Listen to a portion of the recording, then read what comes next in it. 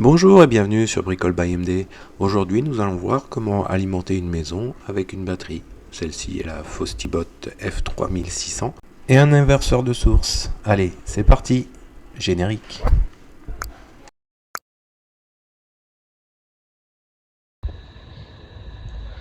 Aujourd'hui, petite présentation de la Fostibot F3600. Donc on va voir ce qu'il y a à l'intérieur de la pochette qui est fournie avec. Donc on a le manuel qui est en français, une partie.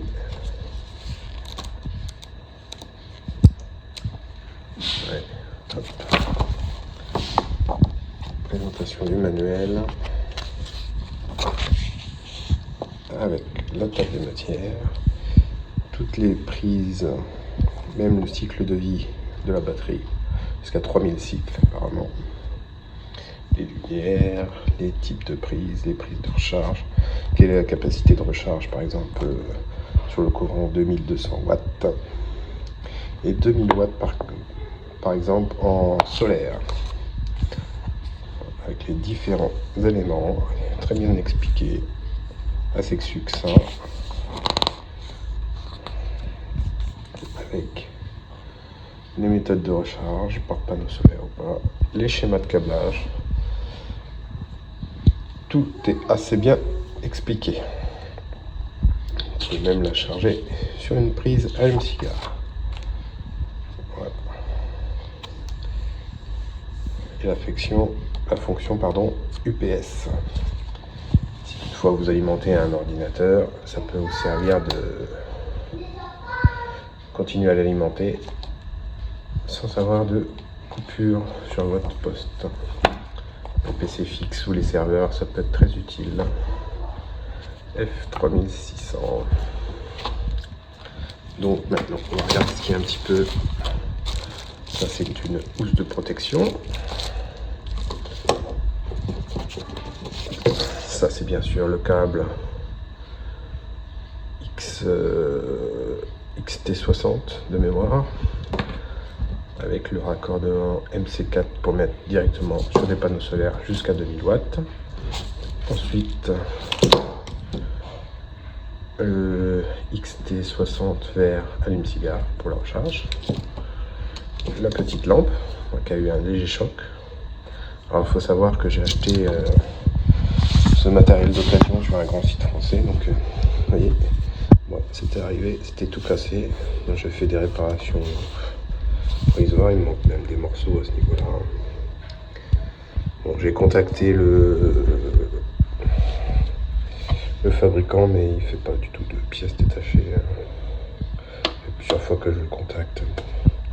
Donc avant de mettre tout sous tension, il faut toujours appuyer sur le bouton de droit. On va aller voir l'arrière déjà.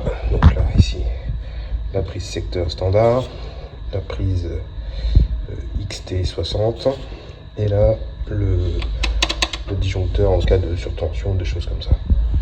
Bon, j'ai fait plusieurs tests, je l'ai jamais vu. Il faut vraiment qu'il y ait un problème pour qu'il disjoncte. Et bien sûr, la prise de recharge standard se trouve ici. Donc, hop, on va terminer la machine avec le panneau de contrôle.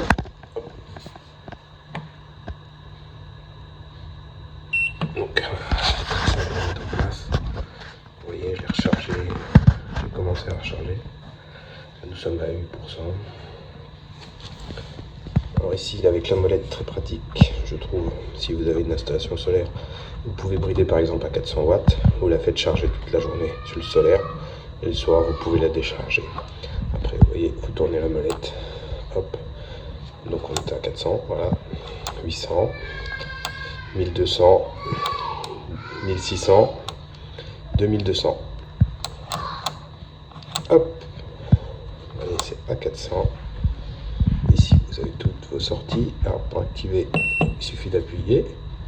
Vous avez le petit logo qui s'affiche. Là, si j'active ces sorties-là aussi, tac, un logo supplémentaire. Donc ici, vous avez toujours ce XT60 de mémoire et la cerise allume-cigare 10 ampères. Ces sorties-là, on n'a jamais eu d'utilité, mais il doit sûrement avoir des appareils. Là c'est pareil, en théorie il y a un petit capot, mais je ne l'ai pas eu non plus. Et c'est pareil, pour activer, on appuie la petite lumière, et là on entend le relais qui claque. Et on a ce logo-là qui est affiché. On coupe. Et on coupe le dernier. Voilà. Il y a d'autres informations en dessous. Je vous prends la petite poignée de transport. Il faut savoir qu'il fait quand même 40 kg.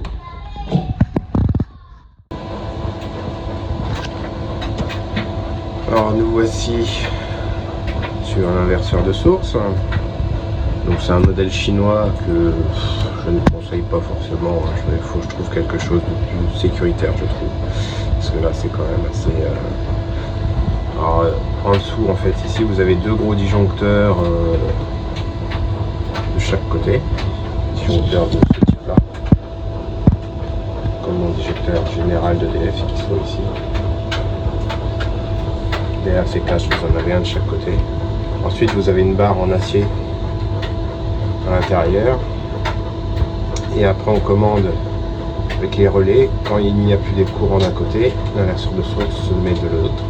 Donc ici il relève de ce côté là et quand il bascule, tac, la barre elle fait ça, crac, et donc elle enclenche le verre et déclenche celui-ci. La vitesse, il y a 2 millisecondes de micro-coupure, donc ça peut être utile. Les appareils qui sont en cours de fonctionnement, ils se remettent généralement en veille, par exemple une machine lavée ou des choses comme ça. C'est pas mal parce que sur le réseau de secours, ça permet de tirer un peu moins d'énergie. Ici, pour l'instant, c'est de la prise d'alimentation de la batterie, sortie de batterie, avec un disjoncteur sur la ligne d'entrée. Et la prise connectée sert à charger justement la batterie la journée grâce au solaire, piloté en fonction du soleil. Ça c'est une installation provisoire, il faudra que ça soit modifié. Donc pour vous expliquer un petit peu, j'ai mon arrivée d'EDF qui arrive ici. Là-bas, à mon disjoncteur qui se trouve ici. Ensuite, j'arrive sur le parti EDF. La partie, les sorties du bas, je tourne dans la goulette qui se trouve ici, vers mon tableau principal.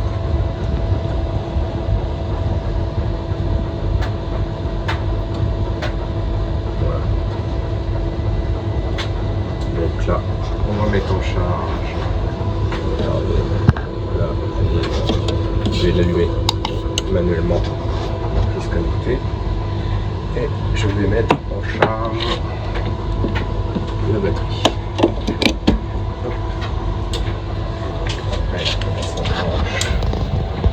Et donc elle s'allume automatiquement en théorie. Voilà. Et là, elle va commencer à prendre la charge. Alors ce qui est très bien, c'est que c'est très progressif au niveau de la tension. Même si vous le montez par exemple à 2200 watts de charge, va monter très progressivement jusqu'à son seuil maximum. Et quand vous arrivez au-dessus de 80%, la puissance se réduit d'elle-même. Donc en fin de cycle, forcément elle est plus longue puisque elle réduit sa puissance d'entrée. Voilà. Bon, on fera un petit test ce soir. Enfin, moi je sais que ça fonctionne, mais pour vous faire voir le changement de réseau entre le réseau de la batterie et le réseau EDF. Allez, à tout de suite. Donc voilà, je vais essayer de simuler une coupure de courant. Donc là, la batterie est toujours prioritaire sur ce modèle, parce que moi, avec mon montage. Donc là, je vais appuyer. Hop. Donc là, on a le changement de réseau et on a la tension consommée par l'habitation ici. Après, du même principe, si je veux couper la batterie, je coupe l'alimentation. Et voilà, je suis repassé sur le réseau EDF. Donc la batterie fonctionne maintenant depuis plus de 6 mois. Bon, c'était une batterie que j'ai achetée d'occasion, donc c'est pour ça que son état a été abîmé pendant le transport. C'est une batterie qui a été achetée neuve chez Darty. À l'époque, elle valait 2400 €. Maintenant, vous pouvez la trouver sur internet à 1500 €. Et moi, je l'ai acheté de mémoire 800 €. Voilà. Merci d'avoir regardé cette vidéo. Abonnez-vous pour ne pas louper les prochaines vidéos. Mettez un petit pouce bleu, ça permet de me soutenir. Et à bientôt pour de nouvelles vidéos.